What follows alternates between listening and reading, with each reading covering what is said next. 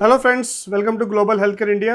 अब हमारी जो बैक पेन की सीरीज हमने स्टार्ट की, जिसमें हमने बताया था, मेरी प्रीवियस वीडियोस में जाके आप देख सकते हो what are the reason for back pain. हमारे बैक पेन के मोस्ट कॉमन कारण क्या बनते हैं, कैसे उनको प्रिवेंट कर सकते हैं, किस तरीके से हम उनसे बच सकते हैं। और नेक्स्ट सीरीज के बाद अब इस टॉपिक पे हम आ जाते हैं कि व्हाट आर द एक्सरसाइजेज जो हम घर बैठे कर सकते हैं।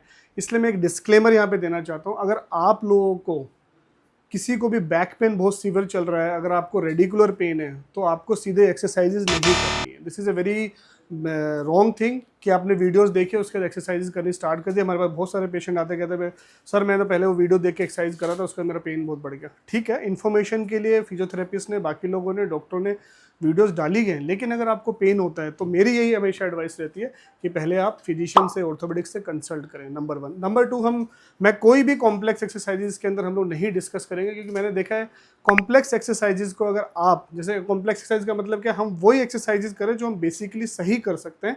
अगर इसके ऊपर का हमेशा फिजियोथेरेपी में लेवल होता है कि फर्स्ट लेवल पे आप काम कर पाए, एक्सरसाइजेज कर पाए, तो then we always increase the level two and then level 3। Level 3 के अंदर आपको बेसिकली लाइव की बजाय सामने जाके सीखना पड़ता है, ताकि आप उसको प्रॉपर तरीके से कर सकें। कई बार बैक की एक्सरसाइजेज को लोग करते समय यूट्यूब से देख के कर रहे होते हैं, गलत एक्सरसाइज करते हैं। सो ग्लोबल हेल्थ केयर इंडिया इस चीज़ में बिलीव नहीं करता है, एंड आई बिलीव कि हम लोग सिर्फ बेसिक एक्सरसाइजेज आपको डेमोन्स्ट्रेट करेंगे, ताकि उन एक्सरसाइज को आप रूटीनली भी कर सकते हो। जिसको बैक पेन नहीं है वो भी रूटीनली इन एक्सरसाइज को कर सकता है।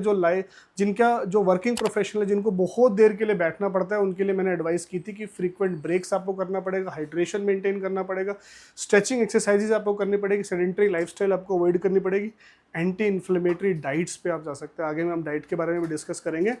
और अभी हमने लास्ट वीडियो के अंदर बताया किस तरीके से आप antioxidant, anti ageing, immune booster therapies भी ले सकते हैं। तो now today we are going to discuss very simple basic exercises जो आप अपनी स्पाइन को बेटर रखने के लिए कर सकते हैं, अपनी बैक को बेटर रखने के लिए कर सकते हैं, अपने हैमस्ट्रिंग्स, थाइज का आपको ठीक रख सकते हैं, ताकि आपको बैक पेन की समस्याएं ना आए।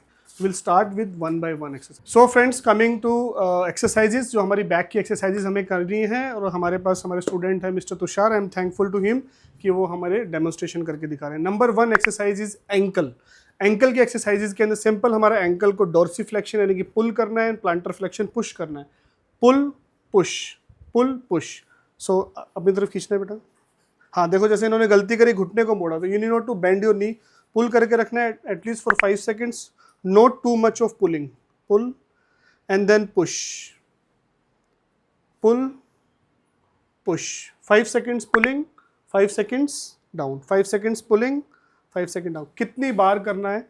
10 to 15 times are sufficient. Gradually you can increase to 20 times. तो जब एक बार आप एक्सरसाइज करने बैठे हैं तो 10 to 12 टाइम से स्टार्ट करना है, यानी कि 10 to 12 time push pull, push pull, pull pull, 5 seconds hold करना है, पुश करना। इससे आपकी पूरी की पूरी काफ जो है स्ट्रेच हो जाती है, जिससे काफ जो हमारी शाटिका के पेन के अंदर बहुत ज़्यादा कॉमनली प्रॉब्लम करती है, हम बैठते हैं तो भी हमें प्रॉब्लम करती है बहुत बार, और काफ पेन्स भी रहता है, तो इसमें हमको हेल्प मिले। तो 10 to 12 टाइम्स है सफिशिएंट। जब आप कॉन्फिडेंट हो चुके हैं, आपको कोई पेन नहीं है, then you can increase it to 20 times.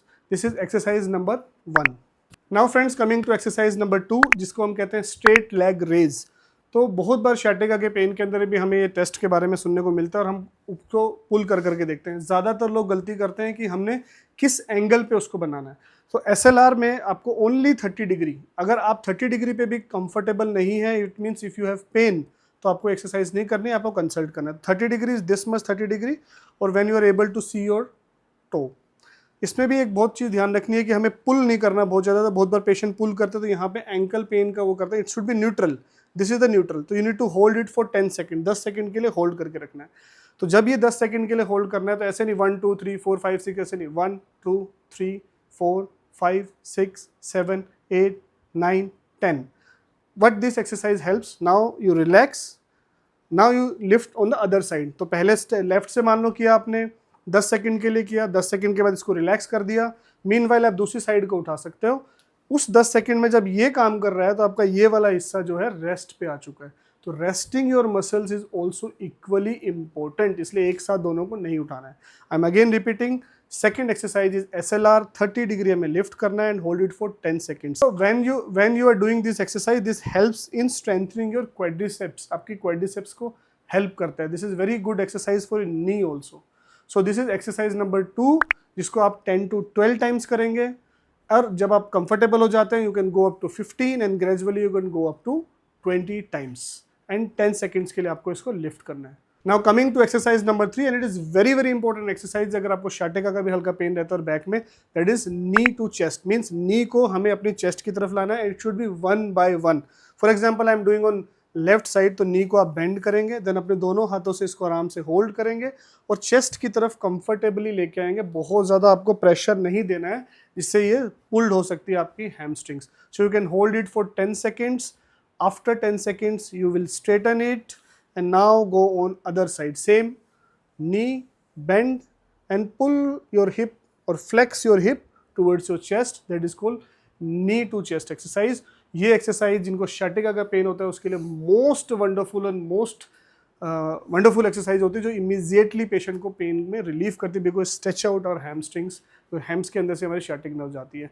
10 to 12 times कर सकते हैं. Then you gradually increase it to 15 times and then if you are comfortable you can go up to 20 times.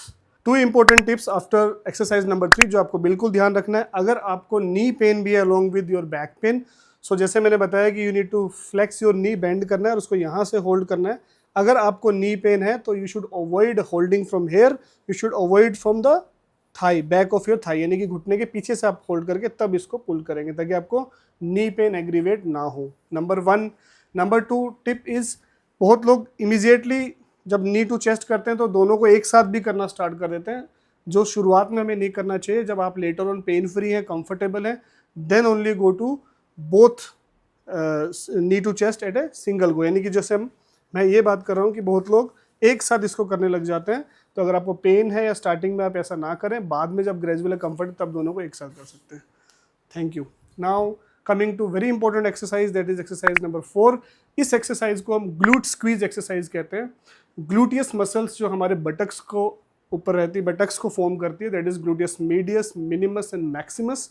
और ये हमें ना केवल हमारे बटक्स के ऊपर होती है, लेकिन इसके साथ में ये हमारी बैक का स्टेबलाइजर है. यानी कि हमारी लंबोसेक्रल बैक के बारे में बात करते हैं तो उसको स्टेबिलिटी देती है. और अगर हम पोस्चर की बात करें कि whenever you if you have back pain, if you start, और अगर आपका पोस्चर बहुत एबनॉर्मल डेवलप होता जा रहा है, बहुत लोग आप देखोगे वो एबनॉर्मल पोस्चर के साथ चल रहे होते हैं, या फिर तो ऐसे में if you give them glute squeeze exercises तो it will immediately straighten your pelvis. आपके पेल्विस को भी स्ट्रेट कर देता है, आपके लंबर स्पाइन, लंबोसेक्रल स्पाइन को भी स्ट्रेटन कर देता है.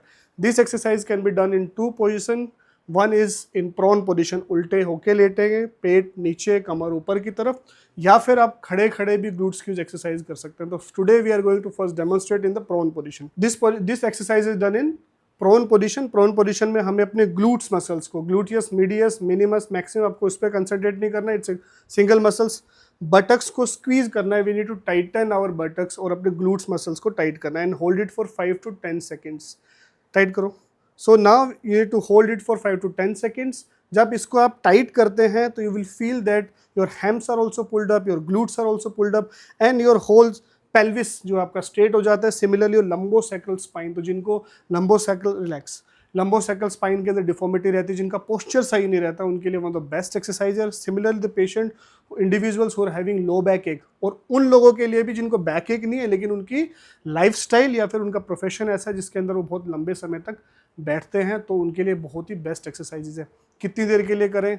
Again 10 to 12 times can be done और increase gradually to 15 times and then 20 times. In fact आप खड़े होकर भी आप प्रैक्टिस कर सकते हो कि when you are squeezing your glutes in your standing position, then also your spine will become straight, your pelvis will become straight and your lumbosacral spine will also become straight and it will help you.